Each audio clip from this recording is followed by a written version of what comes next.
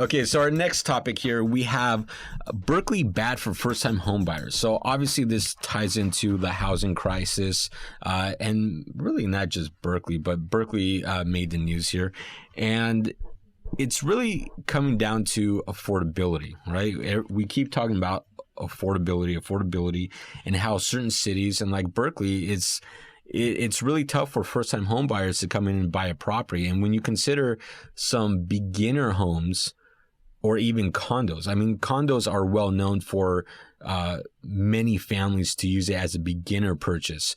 And even condos, I mean, you're talking about $700,000-800,000 for a 1 or 2 bedroom. Well, one of the things that I always look at to determine whether or not something is good for first-time buyers are the price points in the given area something that will be eligible for loan programs like FHA or CHAFA, these low money down programs where you're coming in with as little as 3.5%, but might have loan limits. And FHA is one of the ones that I always turn to if I'm working with a first-time buyer. It not only allows that first-time buyer to put 3.5% down, but it's also got very high loan limits that you can put up. Now, the first-time single-family home for a property in Berkeley already exceeds the minimum or the maximum loan limit for FHA. So that right there is a big indicator that if you're a first-time buyer, you don't necessarily want to buy in Berkeley.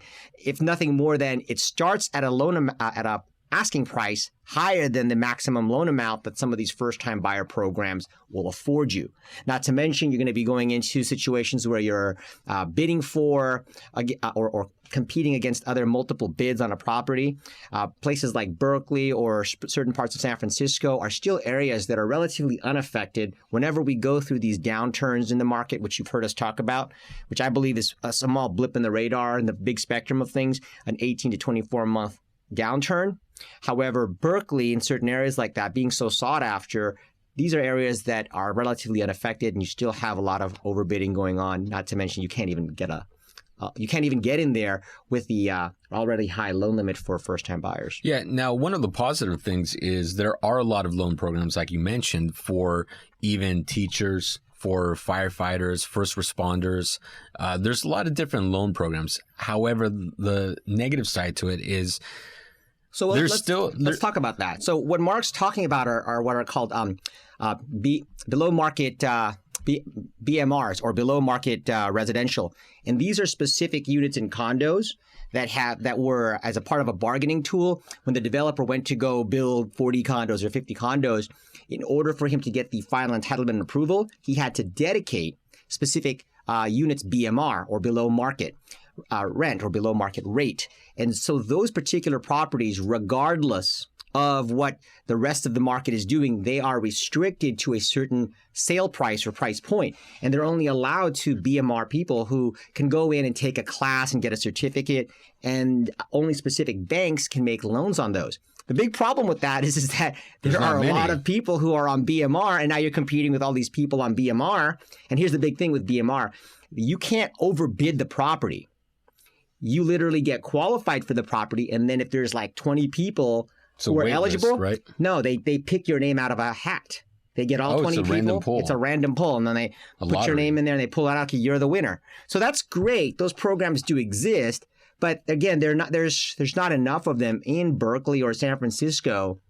And again, that's why, although it's possible, it's not the best thing. And then again, if you're a first-time buyer and you get a BMR unit, guess what? When your property goes up in value like everybody else, you can't benefit from that. There's a certain point of value that you can sell it for so that it's eligible for the next BMR person. So if you are eligible for a $250,000 capital gains tax exemption on your primary residence because you've lived there for 2 years, doesn't matter for you because you're going to sell it for whatever they tell you, which is maybe $50,000 more or $25,000 more, and only to other eligible BMR buyers. Now, there are loan programs and also down payment assistance programs for teachers, first responders. Yes. However, the biggest problem that I see, and I still funds run out really quickly. The funds run out quick, but then you also have to deal with sellers or listing agents that don't want to deal with very low down payment financing offers. Yeah. And then it kind of defeats the purpose on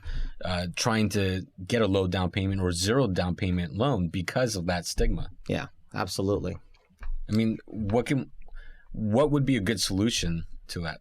Well, I mean, that one's a really tough one to even answer for the simple fact that it's the whole supply and demand notion. And we're not even talking about creating affordable rental housing. We're talking about building affordable houses. So honestly, there's not really a solution to it. The best solution offered is to restrict certain units, which in itself has its negative, drawbacks. It's just not a first-time buyer area. It's a great area, an amazing amount of culture, education, and things to do, except for the fact that houses are like 1920s and 1950s vintage and they're old and got a lot of work. But it's still a very sought-after, great place to be. But the best solution is go to some place just 10 minutes out, 15 minutes out, that's just as nice, more modern, and affordable.